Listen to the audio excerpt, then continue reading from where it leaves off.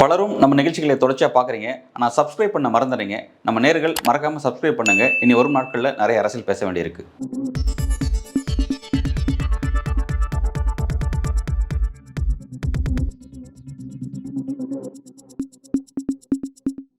வணக்கம். நாடு முழுவதும் தேர்தல் ஆணையம் நடத்திய இந்த எஸ்ஐஆர் ஆக்டிவிட்டிங்கிறது 6.5 கோடி பேரை வாக்காளர் பட்டியலிருந்து நீக்கியிருக்கு அப்படிங்கிற அதிர்ச்சி அளிக்கக்கூடிய செய்தி வெளியாக இருக்குது. குறிப்பாக உத்தரப்பிரதேசத்தில் பாஜக ஆளக்கூடிய மாநிலத்தில் மட்டுமே கிட்டத்தட்ட 2.89 கோடி மக்கள் வாக்காளர் பட்டியலிருந்து நீக்கியிருக்காங்க அப்படின்ற இன்னொரு அதிர்ச்சி வெளியாக இருக்குது அப்படிங்கிறது கவனிக்கத்தக்க விஷயம். இது பற்றி உச்சநீதிமன்றத்தில் ஒரு முக்கியமான வழக்கு. அந்த வழக்கில் தேர்தல் ஆணையம் தெரிவித்த கருத்தின் மூலமாக தேர்தல் ஆணையம் அம்பலப்பட்ட போயிருக்கு அப்படின்னு தான் சொல்லி ஆகணும். அந்த மாதிரியான ஒரு நிகழ்வு நடந்திருக்கு. ஒட்டுமொத்தமாக இந்த நிகழ்வுனால இந்திய அரசியலில் ஏற்பட்டிருக்க குழப்பம் என்ன அப்படிங்கிறத பற்றி நீங்கள் விரிவாக பேச போகிறோம். தேர்தல் ஆணையம் பீகாருக்கு அப்புறமா இந்தியா முழுவதும் 2வது கட்ட எஸ்ஐஆர் ஆக்டிவிட்டி நடக்குதுன்னு நமக்கு நல்லா தெரியும். கிட்டத்தட்ட 12 ஸ்டேட், அதாவது 9 ஸ்டேட்டு 3 யூனியன் டெரிட்டரி, மொத்தம் 12 பகுதிகளில் இந்த எஸ்ஐஆர் ஆக்டிவிட்டி நடக்குது. அதில் பார்த்தீங்கன்னா ஃபஸ்ட்டு எங்கே டெலிஷன் அதிகமாக நடந்திருக்கு அப்படின்னு பார்த்தீங்கன்னா உத்தரப்பிரதேசில். ஏன்னா உத்தரப்பிரதேசிலேருந்து வரக்கூடிய அதிர்ச்சி அளிக்கக்கூடிய செய்தி என்னன்னா, அங்கே 2.89 கோடி பேர் வாக்காளர் பட்டியலை நீக்கியிருக்காங்க அப்படிங்கிறது கவனிக்கத்தக்க விஷயம். மொத்த வாக்காளர்கள் அங்கே எவ்வளோ அப்படின்னா 15.44 கோடி. இந்த எஸ்ஆர் ஆக்டிவிட்டிக்கு அப்புறம் அங்கே இருக்கக்கூடிய வாக்காளருடைய எண்ணிக்கை அப்படிங்கிறது 12.55 கோடி அப்படிங்கிறது கவனிக்கத்தக்க விஷயம். என்னன்னா இறந்தவர்களோட பட்டியல், இறந்ததாக நீக்கப்பட்டவங்க மட்டும் பார்த்தீங்கன்னா 46.23 லட்சம் பேர் நீக்கப்பட்டிருக்காங்க அப்படிங்கிறது. அடுத்து ரொம்ப முக்கியமான விஷயம், மைக்ரேஷன், பர்மனெண்ட்டாக இடப்பெயர்வு நடந்த நபர்கள் இருக்காங்க பார்த்தீங்களா, நிரந்தர குடிபெயர்வு, இவங்க தான் ரொம்ப அதிர்ச்சி அளிக்கக்கூடிய செய்தி. 2.17 கோடி பேர் பர்மனெண்ட்டாக மைக்ரேட் ஆகியிருக்காங்க. அந்த ஸ்டேட்டை விட்டு பிழைக்கிறதுக்காக வேற ஒரு ஸ்டேட்டுக்கு போயிட்டாங்க அப்படிங்கிறது அதிர்ச்சி அளிக்கக்கூடிய ஒரு செய்தி. அடுத்ததாக பார்த்தீங்கன்னா ஃபேக் ஓட்டர்ஸ், அதாவது பல இடங்களில் டாக்குமெண்ட்ஸ் வச்சுருந்தாங்க அப்படிங்கிற மாதிரியான இந்த 25.47 லட்சம் பேர் நீக்கியிருக்காங்க அப்படிங்கிறது முக்கியமான விஷயம். இது அவ்வளவும் பாஜக ஆளக்கூடிய ஸ்டேட்ஸ். நம்ம எல்லாருக்கும் ஒரு சந்தேகம் வரும், இது முழுக்க முழுக்க எதிர்க்கட்சிகள் ஆளக்கூடிய மாநிலங்களை டார்கெட் பண்ணி எலெக்ஷன் கமிஷனும் பாஜக சேர்ந்து ஒரு ஆக்டிவிட்டியில் ஈடுபட்டாங்க அப்படின்னு நம்ம விமர்சனம் பண்ணோம். ஆனால் பாஜக ஆளக்கூடிய ஸ்டேட்லேயே கிட்டத்தட்ட 3 கோடி பேர் அப்படின்றத பார்க்குறோம். 11 லட்சம் பேர் கம்மி, கிட்டத்தட்ட 3 கோடி பேர் பாஜக ஆளக்கூடிய யூபியிலே அப்படின்னா நமக்கு அதிர்ச்சி அளிக்கக்கூடிய செய்தியாக இருக்குது. ஏன்னா யூபிங்கிறது இந்தியாவிலேயே மிகப்பெரிய ஒரு மாநிலம், கிட்டத்தட்ட 3 மாநிலமாக இருக்க வேண்டிய ஒரு மாநிலம். பாஜகவுடைய ஒரு நிர்வாக குளறுபடியின் காரணமாக கிட்டத்தட்ட ஒரே ஸ்டேட்டாக இருக்குது. அங்கே மட்டும் பார்த்தீங்கன்னா 403 சட்டமன்ற தொகுதி, 80 நாடாளுமன்ற தொகுதி கொண்ட மிகப்பெரிய ஒரு ஸ்டேட் அப்படின்னு நமக்கு நல்லா தெரியும். அங்கே டெலிஷன் அப்படிங்கிறது பார்த்தீங்கன்னா ஏறத்தாழ ஒரு 3 கோடி பேர்கிட்ட நீக்கப்பட்டிருக்கான் அப்படிங்கிற விஷயம் ரொம்ப அதிர்ச்சி அளிக்கக்கூடிய விஷயமா இருக்குது. ஏன்னா ஒரு பின்தங்கிய ஸ்டேட்டு, ஏழை மக்கள் கடுமையாக பாதிக்கப்பட்டிருக்காங்க அப்படிங்கிறது நம்ம இதனால் புரிஞ்சுக்க முடியும். மைக்ரேஷன்ஸ் நீக்கியிருக்காங்க, 2.18 கோடி பேர் நிரந்தரமாக மைக்ரேஷன் ஆகிட்டாங்க அப்படின்னு சொல்கிறாங்க. அது கொஞ்சம் புருவத்தை உயர்த்தக்கூடிய ஒரு நம்பராக இருக்குது அப்படிங்கிறத நம்ம பார்க்குறோம். இது ஒரு பக்கம். இப்போ இந்தியா முழுவதும் இந்த எஸ்ஆர் ஆக்டிவிட்டி பேஸ் 2 நடந்துச்சு பார்த்தீங்களா, இதில் வெளியே இருக்க அந்த லிஸ்ட்டை எடுத்து பார்க்கும்பொழுது எவ்வளோ டெலிஷன் நடந்திருக்கு அப்படின்னு பார்த்தீங்கன்னா ஸ்டேட் வைஸில் பார்த்தீங்கன்னா ஃபஸ்ட்டு உத்தரப்பிரதேசம் 2.89 கோடி பேர் நீக்கப்பட்டிருக்காங்க. 2வது இடம் தமிழ்நாட்டுக்கு கிடச்சிருக்கு, கிட்டத்தட்ட 1 கோடி பேர், எக்ஸாக்டாக 97 லட்சம் பேர் நீக்கப்பட்டிருக்காங்க அப்படிங்கிறது முக்கியமான விஷயம். அடுத்ததாக குஜராத், மோடியுடைய குஜராத் 73 லட்சம் பேர் நீக்கப்பட்டிருக்காங்க, 73.76 லட்சம் பேர் நீக்கப்பட்டிருக்காங்க. வெஸ்ட் பெங்காலில் 58 லட்சம் பேர் நீக்கப்பட்டிருக்காங்க, மத்திய பிரதேசில் 42 லட்சம் பேர் நீக்கப்பட்டிருக்காங்க, ராஜஸ்தானில் 42 லட்சம் பேர், சத்தீஸ்கரில் 27 லட்சம் பேர், கேரளாவில் 24 லட்சம் பேர், கோவாவில் 1 லட்சம், புதுச்சேரியில் 1 லட்சம். இதுதான் எலெக்ஷன் கமிஷன் கொடுக்கக்கூடிய அந்த வரைவு வாக்காளர் பட்டியலின் அடிப்படையில் வெளியான அந்த தகவல். எல்லா இடத்துலையும் பார்த்தீங்கன்னா அப்ஜெக்ஷன் தெரிவிக்கிறதுக்கு 1 மாத காலகட்டம் இருக்குது. இந்த 1 மாத காலகட்டத்தில் பலரும் தங்களை புதுப்பிச்சுக்கலாம், புதுசாக மறுபடியும் 18 வயசை ரீச் பண்ணவங்க தங்களை பட்டியலில் சேர்த்துக்கலாம். அதே மாதிரி பார்த்தீங்கன்னா ஏற்கனவே தவறாக சேர்க்கப்பட்டவங்க விளக்கலாம், அதே மாதிரி விளக்கப்பட்டவங்க திரும்ப தங்களை புதுப்பிச்சுக்கலாம் அப்படிங்கிற மாதிரியான காலகட்டம் அப்படிங்கிறது கவனிக்கணும். சரி, இது ஒரு பக்கம். இப்போ இந்த நம்பர்ஸ்லாம் அந்த டெலிஷன் எஸ்ஆர் ஆக்டிவிட்டி அப்படிங்கிறது பார்த்தீங்கன்னா ஆரம்பத்துலேருந்து பார்த்தீங்கன்னா உள்துறை அமைச்சகம் செய்ய வேண்டிய வேலையை, அதாவது குடியுரிமை சரிபார்க்க வேண்டிய எலெக்ஷன் கமிஷன் செய்கிறாங்க அப்படிங்கிறது மிகப்பெரிய குற்றச்சாட்டாக இருந்துச்சு. இதை ஒட்டியே ஒரு வழக்கு உச்சநீதிமன்றத்தில் நேற்றைய தினம் தலைமை நீதிபதியுடைய அமர்வு வந்துச்சு. திரு சூரியகாந்த் தலைமையிலான அந்த அமர்வு தான் அந்த வழக்கை விசாரித்தாங்க. அதில் தேர்தல் ஆணையத்தின் தரப்பில் ஆஜரான மூத்த உச்சநீதிமன்றத்தினுடைய வழக்கறிஞர் ராகேஷ் திவேதி என்ன சொல்கிறார் அப்படின்னா, என்ஆர்சி வேறு எஸ்ஐஆர் வேறு, எல்லாரும் இதை என்ஆர்சின்னு சொல்கிறாங்க.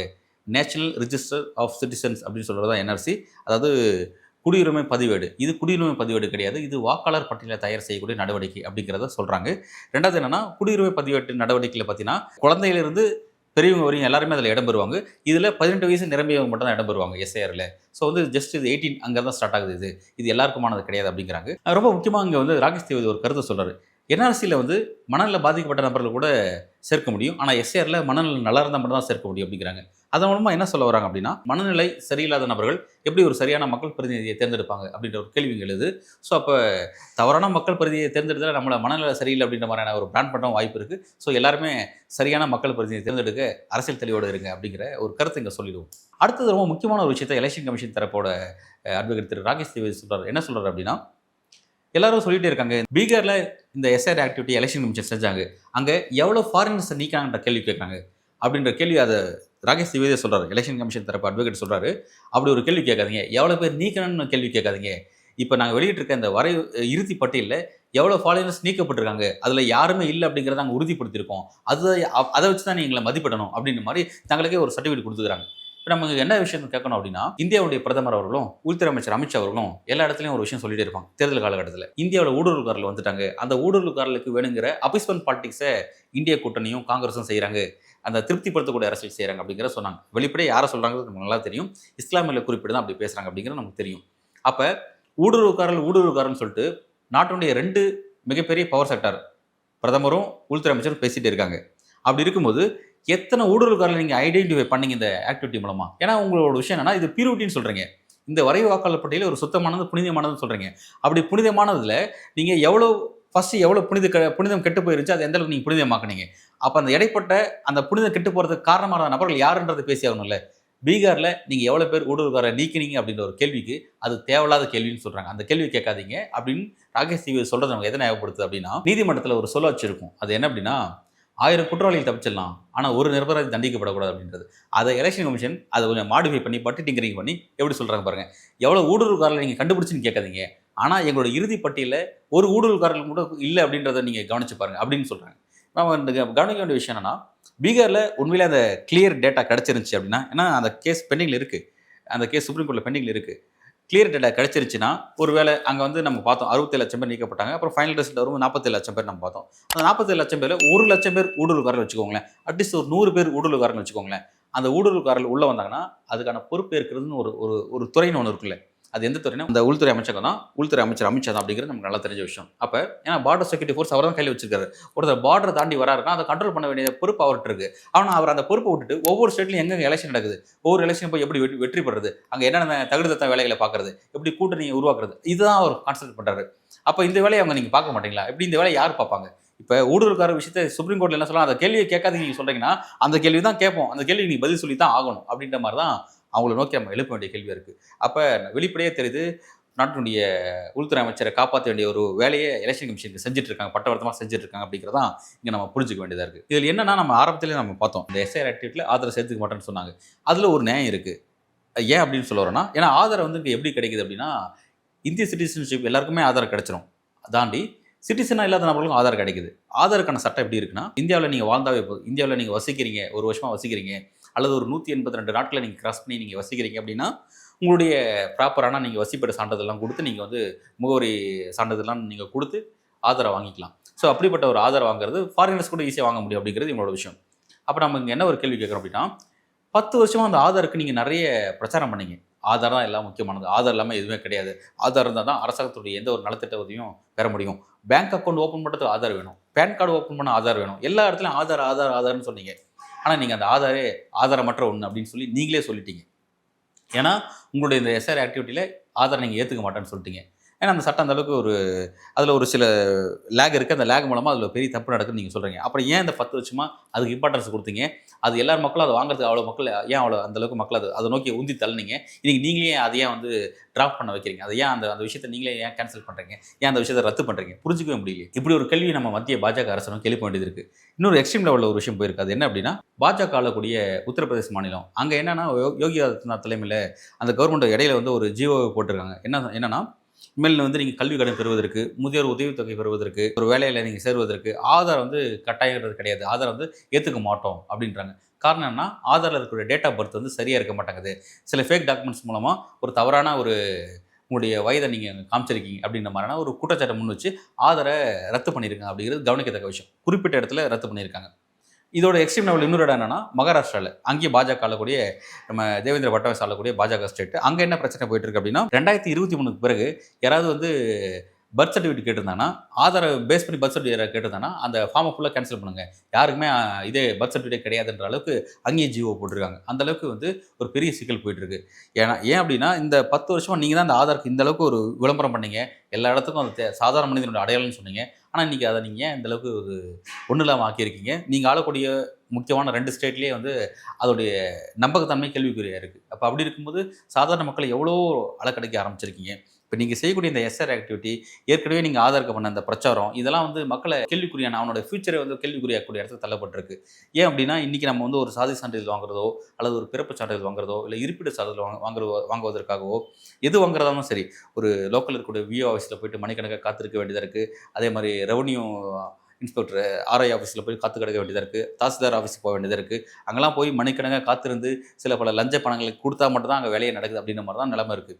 அதெல்லாம் மாற்றி நீங்கள் இ சேவை மையம்னு கொண்டு வந்தீங்க. தமிழ்நாட்டில் போட்ட இடத்துல தமிழ்நாட்டில் இ சேவை மையம், கேரளாவில் அக்ஷயா அப்படின்ற சென்டர், இந்த மாதிரி பல ஸ்டேட்டில் இருக்குது. அங்கெல்லாம் பார்த்தீங்கன்னா பணம் கட்டி தான் இந்த சர்டிஃபிகேட்ஸ் வாங்க வேண்டியதாக இருக்குது. அப்படி வாங்கக்கூடிய சர்டிஃபிகேட்ஸ் நீங்கள் ஏதோ ஒரு சட்டத்தை போட்டு அது செல்லாதுன்னு டக்குன்னு அதை மாற்றிறீங்க.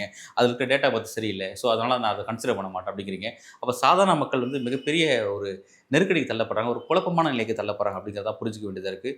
இந்த எஸ்ஐஆர் ஆக்டிவிட்டி பல குளறுபடிகளோட தான் நடந்துட்டு இருக்கு அப்படிங்கிறது நமக்கு நல்லாவே தெரியும். பல சிக்கலான விஷயம்லாம் போயிட்டுருக்கு. வெஸ்ட் பெங்காலில் மம்தா பானர்ஜி என்ன சொல்கிறாங்க அப்படின்னா, அங்கே பூத் லெவல் ஆஃபீஸருக்கு வந்து உத்தரவுகள் எப்படி வருதுன்னா, வாட்ஸ்அப் மூலமாக வருது. அஃபிஷியலாக வராமல் அன்அஃபிஷியலாக வாட்ஸ்அப் மூலமாக ஆர்டர் போடுறாங்க அப்படிங்கிற விஷயமா இருக்கட்டும்.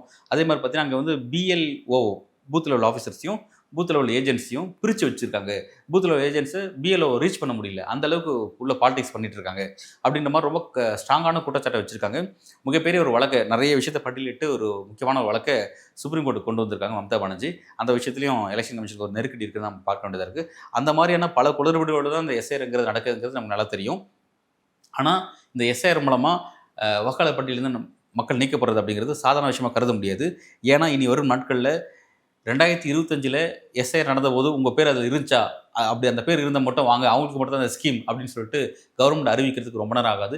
நிச்சயமாக அப்படி ஒரு இடத்துக்கு தள்ளுவாங்க. தள்ளும் பொழுது அப்போ மக்கள் பல பேர் வந்து இப்போ இந்த கவர்மெண்டோட ஸ்கீம்ஸை அனுபவிக்க முடியாமல் நெருக்கடிக்கு தள்ளப்படுவாங்க அப்படிங்கிறத புரிஞ்சிக்க முடியுது. ஸோ இந்த விஷயத்தில் ஒரு பெரிய குழப்பமான நிலையில் ஒட்டுமொத்த இந்தியாவுமே, எலெக்ஷன் கமிஷனும் சரி, மத்திய பாஜக அரசும் சரி தள்ளி இருக்கு அப்படின்னு தான் பார்க்க வேண்டியதாக இருக்குது. ஏன்னா உத்தரப்பிரதேஷ் போன்ற ஸ்டேட்டில் வந்து கிட்டத்தட்ட 3 கோடி பேர் அப்படிங்கிறது நமக்கு ஒரு பெரிய மலைப்பாக இருக்குது. அதுவும் பிழைப்பு தேடி வேறு ஸ்டேட்டுக்கு போனால் 2.17 கோடி பேர் அப்படிங்கிறது ஒரு பெரிய எண்ணிக்கை. அந்த மக்களுடைய ஃபியூச்சர் என்ன, இப்போ அவங்களாம் திரும்ப செதுக்கப்படுவாங்களா, அவங்களுக்கெல்லாம் அந்த இடத்துல, ஏன்னா எதிர்க்கட்சி அகிலேஷ் யாதவ் மிகப்பெரிய டிஸ்டர்ப் ஆகிட்டாங்க.